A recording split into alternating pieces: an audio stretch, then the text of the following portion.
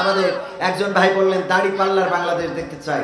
আমি শুধুমাত্র একটা প্রতীকে সীমাবদ্ধ করতে চাই না, আমি বলতে চাই ন্যায় ইনসাফ সুবিচার এই বাংলার জমিনে কায়েম করার জন্য, আল্লাহর দিন আল্লাহর জমিনে প্রতিষ্ঠিত করার জন্য যারা কোরআন বুকে নিয়ে, যারা আল্লাহর দিন বুকে ধারণ করে লালন করে, যারা রাসূলের সুন্নাত নিজেদের শরীরে ধারণ করে লালন করে আমাদের সামনে এসে দাঁড়াবে, আমরা প্রতীক যাই হোক আমরা তাদের লোক। বলেন ঠিক কিনা? এই সিদ্ধান্ত কি নিতে রাজি আছেন? কারণ আবার অনেক ভাই বলতে পারে যে এই মাহফিলে তো আমরা টাকা দিছি, আছে না নাই? এখন ওয়াজ মাহফিলে শুধু কি জামাত ইসলাম ইনভেস্ট করে? শুধু জামাত ইসলাম টাকা দেয়? অন্যান্য দলও দেয় না? দেয় না? অন্যান্য দল যারা আছে চরমনা, আটরশি, ফুরফুরা, বিএনপি, জাতীয়তাবাদী, জাতীয় পার্টির জাতীয় অফিসে আবার মনে হয় আজকে আগুন লাগাইছে। ওকে তো থাকার কথাই নাই এই দেশে, ওরা আছে কেন এটাই তো বুঝি, কথা কয় না। ওবায়দুল কাদের না থাকলে এই এরশাদের ভাই কাদের থাকে কেন? ঠিক না বেঠিক? ওবায়দুল কাদেরের যদি জায়গা না হয়, জিএম কাদের এই দেশে থাকে কিভাবে এটা প্রশাসনের কাছে জানতে চায়।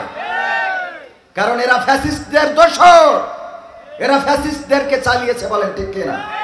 সুতরাং এইগুলোকেও আইনের আওতায় আনার দরকার আছে না নাই? বিচারের কাঠগড়ায় দাঁড় করানো দরকার। কোন পাগল ছাগল স্লোগান দিয়েছে তারে ধরে জেলে ভরে, আর বুদ্ধিমান না ধরি তো পাগল ছাগল ধরে। বুদ্ধিমানকে সব সেভ এক্সিট দেয়। কি এক্সিট? Save exit. আর ওই পাগল ছাগল কিটা কথা কইতে ও ধরি নি। মাঝে মাঝে মনে হয় যে তুরা দেশে থাকে আমি চলি না। এগুলো ভালো লাগে না, এগুলো ভালো লাগার কথা বলেন। রাঘব গোয়ালগুলো বেরিয়ে গেল, আর প্রতিবন্ধীদের ধরে নিয়ে ওই ইউটিউবার কোন আফ্রিদি, মিরাজ আফ্রিদি টাফ্রিদি ধরে। ওর চাচ্চু যে হারুন আর রশিদ না কি ওর না 3 ইঞ্চি, কি হারুন 3 ইঞ্চি হারুন, ডিবি হারুন, এই হারুন আঙ্কেল চলে যায় ওর ভাতিজার ধরে। এটা কি করতেছে আল্লাহ সেই ভালো জানে। আল্লাহ হেদায়েত নসিব করুন, বলেন আমিন। সম্মানিত ভাইয়েরা, আমরা একটি বাংলাদেশ চাই যেই বাংলাদেশে অন্যায় অনাচার পাপাচার কদাচার থাকবে না, যেই বাংলাদেশে এমন নেতা হবে ওমর রাদিয়াল্লাহু তাআলা আনহু যেমন রাতের অন্ধকারে ঘুরে ঘুরে দেখতেন কে খেয়ে আছে কে না খেয়ে আছে, কার বাড়ির চুলায় আগুন জ্বলছে না, কার সন্তানেরা কান্নাকাটি করছে, কার গায়ে পোশাক নাই। জুম্মার খুতবায় দাঁড়িয়েছেন, একজন ব্যক্তি দাঁড়িয়ে বলল ওমর আপনার ব্যাপারে অভিযোগ আছে। বলল বলো। বলল আমরা কাপড় পেয়েছি রাষ্ট্রীয় মাল 1 টুকরা করে, আপনার গায়ের যে জুব্বা এটা 1 টুকরাই হয় নাই, নিঃসন্দেহে 2 টুকরা লেগেছে, কেমনে পাইলেন হেইটা বুঝান।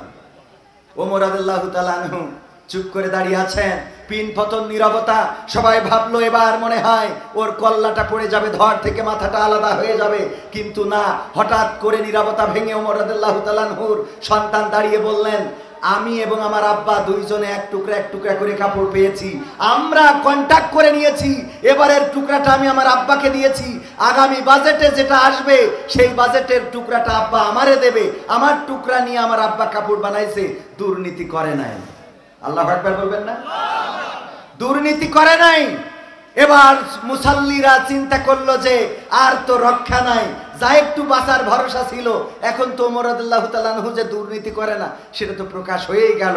ওমর রাদিয়াল্লাহু তাআলা আনহু কিছু বললেন না, বললেন আপনাদের সবার এখতিয়ার আছে, অধিকার আছে আমার ব্যাপারে এমন করে জবাবদিহিতা করার। বলেন আল্লাহু আকবার। এমন নেতার দরকার আছে না নাই? নেতা এমন হতে হবে, যদি এমন নেতা জবাবদিহিতা করার অধিকার যদি থাকে, সেই নেতা যেই হোক আমরা সেই দলের লোক। মনে থাকবে? নাঙ্গল নৌকা সব দেখা শেষ, নাঙ্গল নৌকা সব দেখা শেষ, দেখা হয়েছে ধানের শীষ, দেখা হয়েছে ধানের শীষ, এবার না হয় ভালোবাসা। বলবো এটা গাবো? গাবো? নাঙ্গল নৌকা সব দেখা শেষ, নাঙ্গল নৌকা সব দেখা শেষ, দেখা হয়েছে ধানের শীষ, দেখা হয়েছে ধানের শীষ, এবার না হয় ভালোবাসা, দাড়ি পাল্লায় ভোটটা দি, এবার না হয় ভালোবাসা, দাড়ি পাল্লায় ভোটটা দি। স্বাধীনতার অর্ধশতক পার হয়েছে আজ, হয়নি স্বাধীন দেশের মানুষ, হয়নি কাজের কাজ। হয়েছে? এখনো গণধর্ষণ আছে না নাই? খুন আছে না নাই?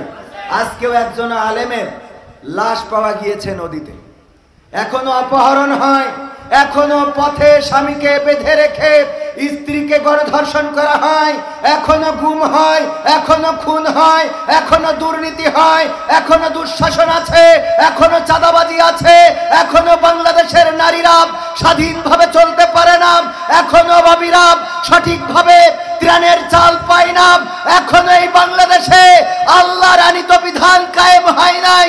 সুতরাং আমরা শপথ নিতে চাই, আমাদের শরীরে এক বিন্দু রক্ত থাকতে আল্লাহর জমিনে আল্লাহর দিন কায়েম না হওয়া পর্যন্ত রাজপথ ছাড়ব না। রাজি কারা কারা দেখতে চায়?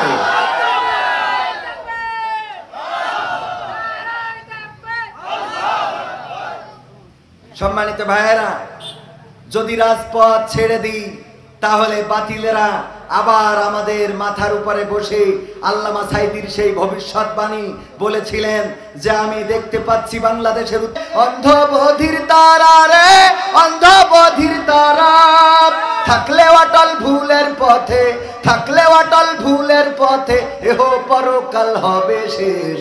আগামীতে চাই যে দেখতে দাড়ি টুপির বাংলাদেশ, আগামীতে চাই যে দেখতে আল কোরআনের বাংলাদেশ, আগামীতে চাই যে দেখতে দাড়ি টুপির বাংলাদেশ, আগামীতে চাই যে দেখতে আল কোরআনের বাংলাদেশ।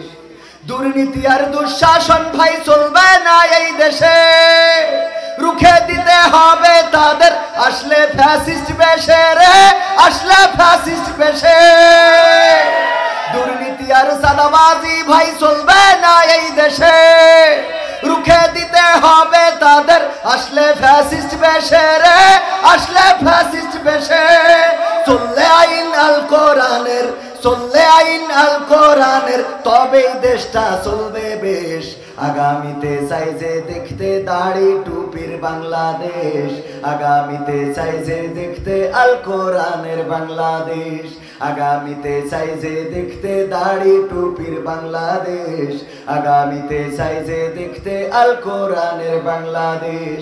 সব দলেরই দেখা হলো, সব দলেরই দেখা হলো কেমন করে চালায় দেশ।